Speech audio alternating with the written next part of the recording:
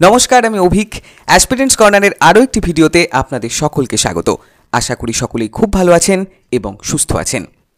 তো চলতি গ্রীষ্মের মরশুমে প্রথমবারের জন্যই ঘূর্ণিঝড়ের ভ্রুকুটির সম্মুখীন দেশের পূর্ব উপকূলাঞ্চলের বাসিন্দারা। আপাতত বঙ্গোপসাগরের যা পরিস্থিতি তাতে আগামী 25 অথবা 26 তারিখ নাগাদই মায়ানমার উপকূলের কাছে একটি নিম্নচাপ সৃষ্টির সম্ভাবনা তৈরি হয়েছে, যা পরবর্তী সময়ে গভীর নিম্নচাপ এবং তা থেকেই ঘূর্ণিঝড়ের সম্ভাবনাও যে আগামী সপ্তাহে অমূলক নয়, এমনই জানানো হচ্ছে একাধিক মডেলেই।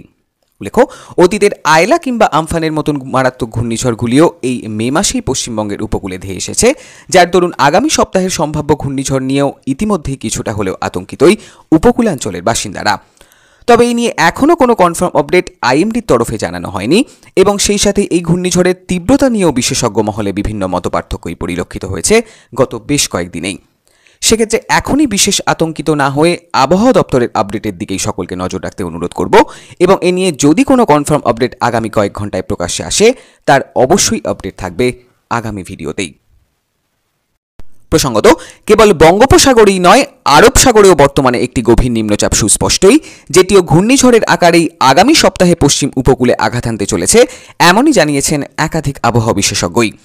অর্থাৎ দেশের পূর্ব এবং পশ্চিম উভয় উপকূলেই আগামী সপ্তাহে দুটি ক্রান্তীয় ঘূর্ণিঝড়ের সম্ভাবনাই প্রবল, যা একযোগে বড়সড় দুর্যোগে ডেকে আনতে পারে দেশের বিস্তীর্ণ অঞ্চলেই।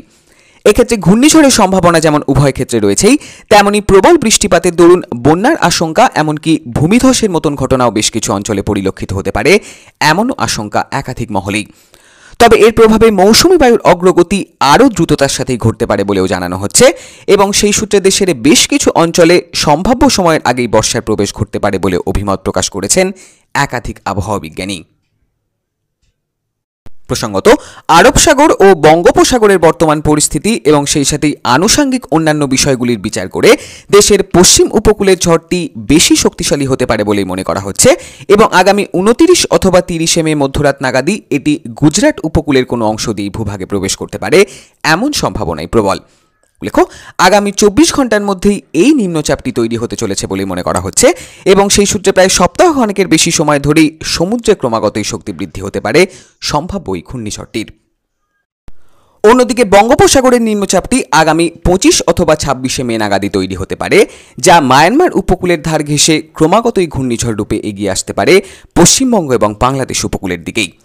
এক্ষেত্রে ওড়িশার বালাসোর থেকে বাংলাদেশ উপকূলের যে কোনো অংশ দিয়ে এটি ভূভাগে প্রবেশ করতে পারে বলে আশঙ্কা করা হচ্ছে, যদিও সকল ক্ষেত্রেই এটি দুদেশের সুন্দরবন অঞ্চলে যথেষ্টই প্রভাব ফেলতে পারে, এমনই আশঙ্কায় বিশেষজ্ঞ মহল। আপাতত বাংলাদেশ উপকূলেই এটির আছড়ে পড়ার সম্ভাবনা কিছুটা হলেও বেশি বলেই ধারণা করা হচ্ছে, যদিও সম্ভাব্য এই গতিপথে পরিবর্তনও যে আগামী দিনে ঘটতেই পারে সে উল্লেখ না করলেই নয়।